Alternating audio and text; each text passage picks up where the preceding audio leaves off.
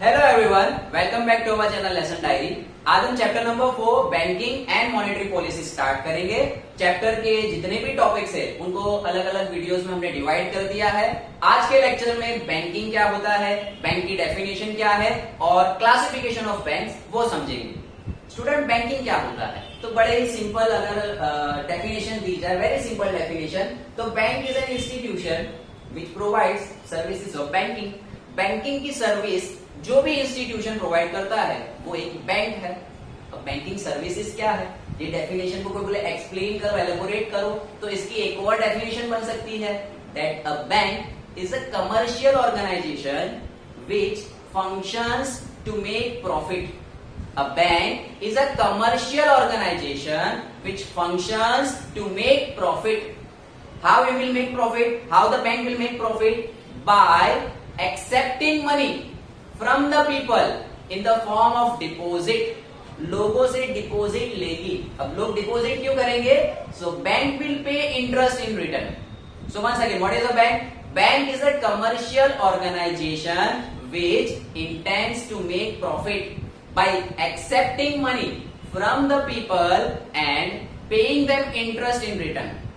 अच्छा, एक और काम क्या है बैंक का कि वो जो पैसा डिपॉजिट हुआ उसको सेफ रखना, सिक्योर रखना, securing the deposit of money and lending the deposit money to the people in need by charging them some interest. तो ये बैंक का काम है, एक पार्टी से पैसा लेना है और जिससे पैसा वो डिपॉजिट ले रही है तो उसको वो क्या करेगी, इंटरेस्ट देगी थोड़ा सा, और दूसरी पार्टी को जो पैसा बचा वो उसको उधार में देगी। तो एक हाथ ले एक हाथ दे, यहां से लिया तो लोगों को वो इंटरेस्ट देगी और जो लोगों को वो उधार देगी उनसे इंटरेस्ट चार्ज करेगी, और ये जितनी भी एक्टिविटीज है सिक्योरली करनी पड़ेगी, डिपॉजिटर का पैसा डूबना नहीं चाहिए, और ये सारी एक्टिविटीज करने में बैंक प्रॉफिट करेगी। और जो सरप्लस अमाउंट ऑफ मनी बचेगा बैंक के पास, बैंक उसको अलग अलग जगह पे इन्वेस्ट करेगी for the development of nation.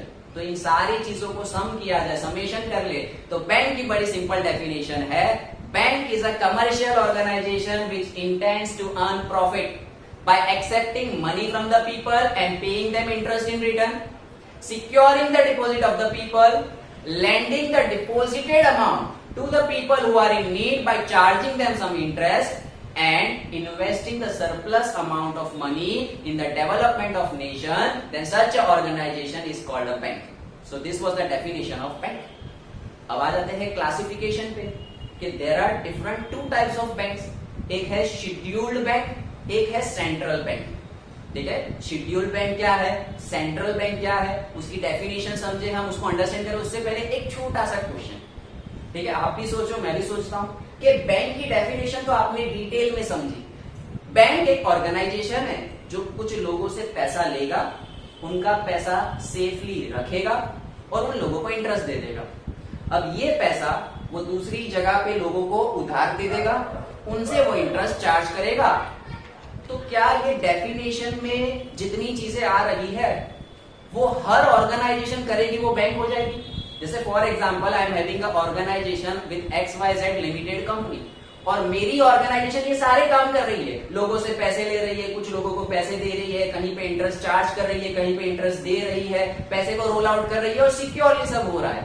तो क्या मेरी कंपनी को बैंक कहा जाएगा? नहीं। तो बैंक की डेफिनेशन भले आपकी कंपनी को बैंक कह रही है, आपकी कंपनी के सारे कामकाज बैंक की डेफिनेशन के हिसाब से हो रहे हैं, लेकिन बैंक किसे कहा जाएगा? तो बैंक उसे कहा जाएगा जो एस्टेब्लिश की गई है, जो रूल्स एंड रेगुलेशन फॉलो करती है as per the second schedule of RBI act 1934। Students, in India there are two types of bank, scheduled bank and central bank. पहले अगर हम बात कर ले सेंट्रल बैंक की, क्योंकि central bank that is the apex bank of India, RBI reserve bank of India, ये हमारी मेन बैंक है। हर कंट्री की एक सेंट्रल बैंक होती है जो पूरी कंट्री की, you can say bank of banks है ना, वो होता है ना शहंशाह, सबसे बड़ी बैंक।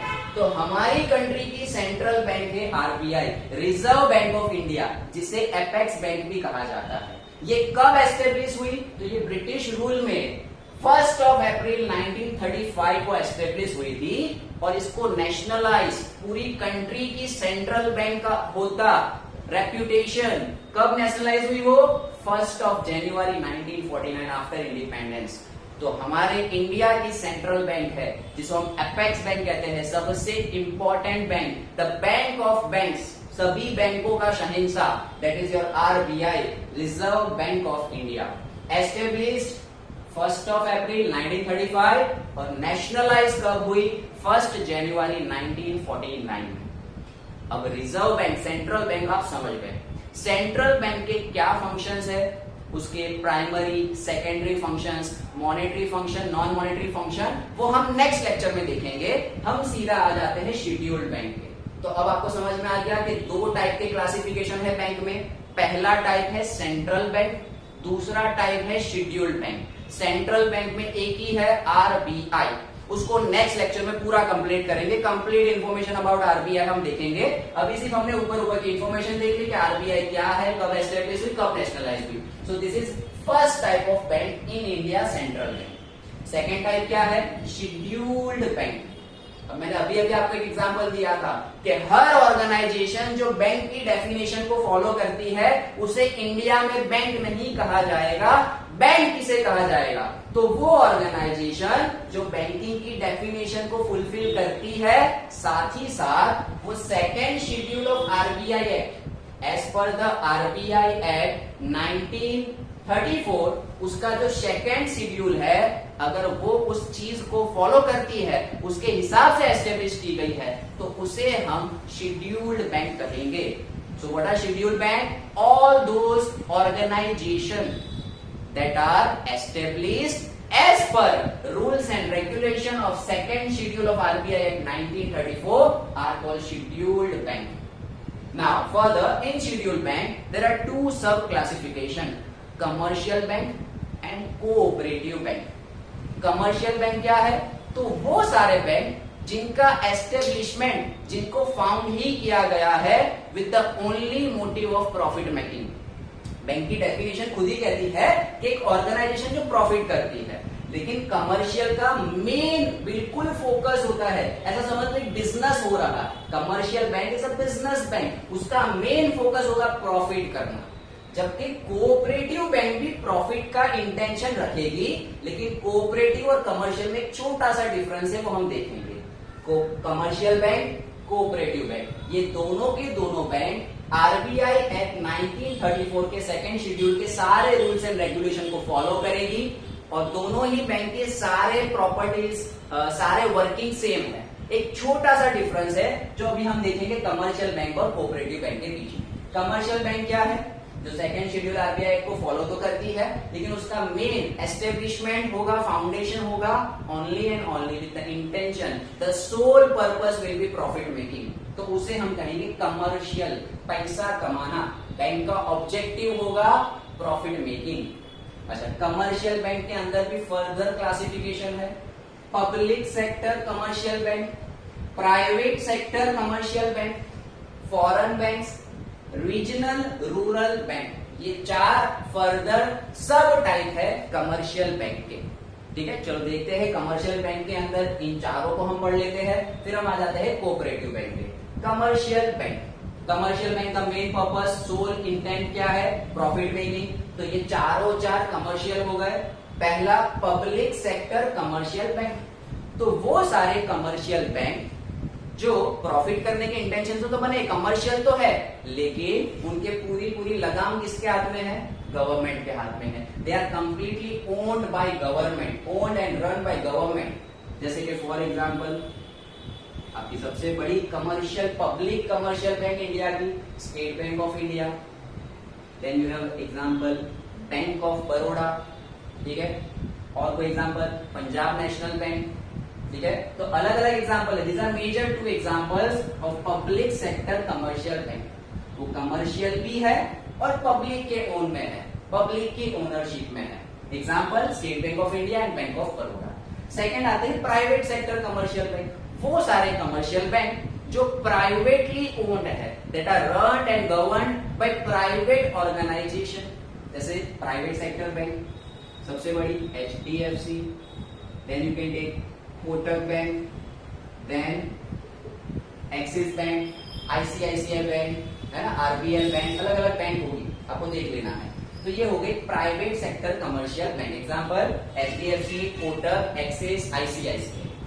अब आ जाते हैं मल्टीनेशनल फॉरेन बैंक्स। तो 1991 में, ठीक है, जब लिबरलाइजेशन हुआ, प्राइवेटाइजेशन हुआ, ग्लोबलाइजेशन हुआ, फॉरेन एक्सचेंज हमारा बढ़ा, तो परमिशन दी गई कि बाहर की मल्टीनेशनल कंपनीज, बाहर की मल्टीनेशनल बैंक्स अब इंडिया में गवर्न होने लगी।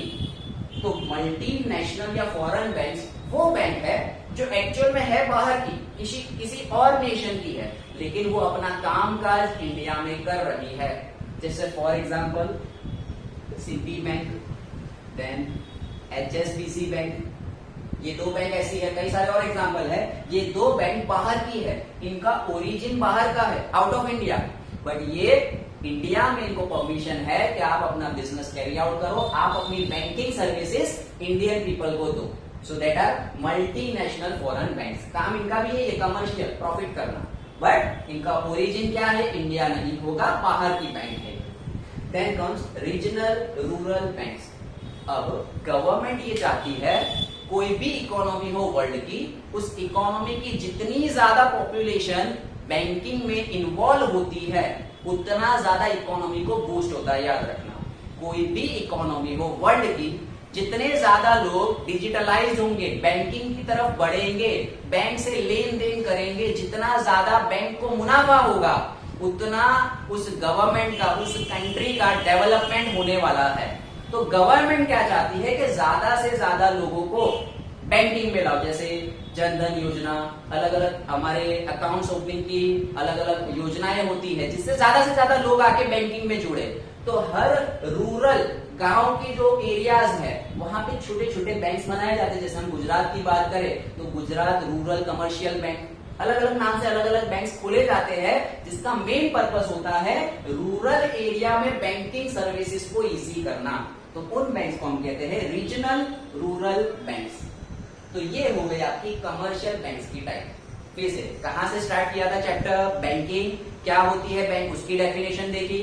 दो टाइप, एक है सेंट्रल बैंक, एक है शेड्यूल्ड बैंक। सेंट्रल बैंक हमारी आरबीआई है, रिजर्व बैंक ऑफ इंडिया, ठीक है। कब वो एस्टेब्लिश हुई, तो एस्टेब्लिश हुई थी 1935 में 1 अप्रैल। और कब नेशनलाइज हुई, 1 अप्रैल 1949 में। अब अगर बात करें तो आरबीआई एक्ट के हिसाब से वो सारी बैंक जो इसके रूल्स एंड रेगुलेशन के हिसाब से वर्क कर रही है, उन्हें शेड्यूल बैंक कहा जाता है। शेड्यूल में commercial bank, cooperative bank, commercial bank की टाइप्स देख ली, public sector commercial bank, private sector commercial bank, multinational या फिर foreign banks, regional rural banks. अब आ जाते हैं कोऑपरेटिव बैंक में।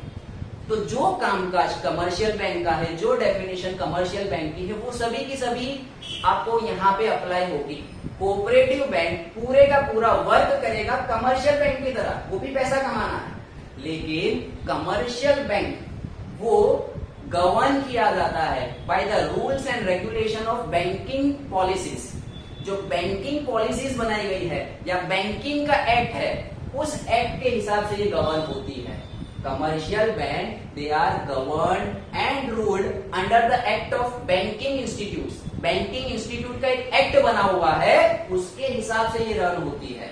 जबकि cooperative bank they are run and govern as per rules and regulation of cooperative society banks. They are ruled and governed as per the Act of Cooperative Society Banks. तो ये एक major difference है। दोनों के दोनों का कामकाज सब कुछ सेम है, दोनों शेड्यूल्ड बैंक है, ठीक है। यानी समझ लो दोनों भाई भाई है, एक ही फैमिली के दो अलग अलग मेंबर है, एक अलग एक्ट के हिसाब से रन होता है, एक अलग एक्ट के हिसाब से रन होता है। दोनों का एक्ट ऑफ एस्टेब्लिशमेंट अलग अलग है, एक का है बैंकिंग का एक्ट, एक का है कोऑपरेटिव सोसाइटी एक्ट, ठीक है, cooperative society of banking act. तो इतना डिफरेंस। अच्छा, कोऑपरेटिव बैंक का एग्जांपल तो अगर आप देख लो, तो अगर आप अहमदाबाद में हो तो कालूपुर कोऑपरेटिव बैंक, ठीक है, अहमदाबाद डिस्ट्रिक्ट कोऑपरेटिव बैंक। तो हर डिस्ट्रिक्ट की अपनी कोऑपरेटिव सोसाइटीज क्या करती है, बैंक बना लेती है, उसे कहा जाता है कोऑपरेटिव बैंक्स। ठीक है। तो कई सारे एग्जांपल आप लिख सकते हो, आप जिस भी स्टेट में रह रहे हो वहां पे कोऑपरेटिव बैंक होंगे ही। मैंने एग्जांपल दे दिया आपको अहमदाबाद का, Ahmedabad district cooperative bank, the Kalupur cooperative bank. There are different such banks जो कोऑपरेटिव वे में वर्क करती है, that are govern by cooperative banking act. Okay, so ये था हमारा brief introduction about the chapter banking. अब आने वाले लेक्चर में हम क्या पढ़ने वाले हैं, आज के लेक्चर में हमारा सिर्फ एक थीम हमने बनाया कि बैंकिंग क्या है, क्लासिफिकेशन क्या है, मीनिंग क्या है। अब कमिंग लेक्चर में हम शेड्यूल्ड बैंक, इनके प्राइमरी और सेकेंडरी फंक्शंस पढ़ेंगे।